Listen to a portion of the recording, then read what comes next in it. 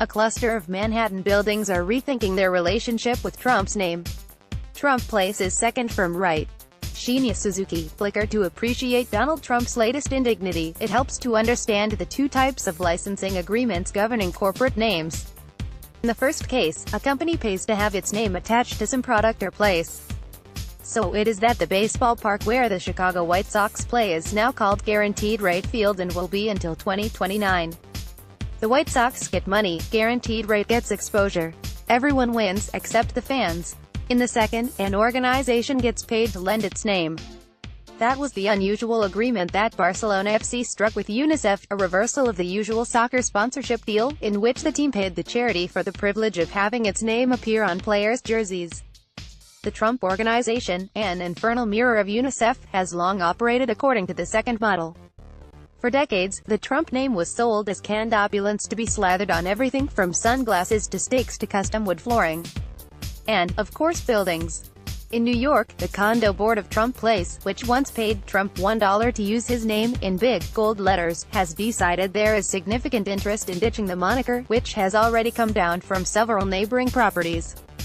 The Trump Organization, which manages the building, argued its removal would be a breach of the 2000 licensing agreement. On Thursday, a judge ruled in the condo board's favor, arguing that the licensing agreement was of the second variety, not the first. The condo board was paying Trump for the right to use the name, not getting paid for the obligation. Trump Organization lawyers had argued the contract meant the building had to keep the name. That simply is not what the document says, the judge noted. She did add, though, that removing the Trump name would be tantamount to renaming the two-pronged tower and would require two-thirds of its more than 250 owners to sign on. The ruling appears to set a precedent for other owners who bought into the Trump mystique and would now like to buy out.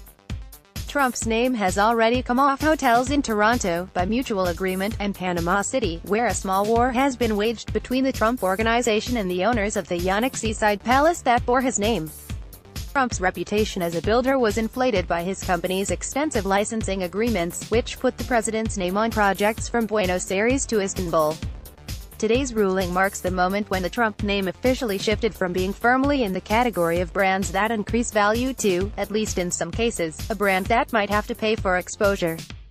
That said, liberal commentators have often been too eager to pronounce the decline of the Trump brand.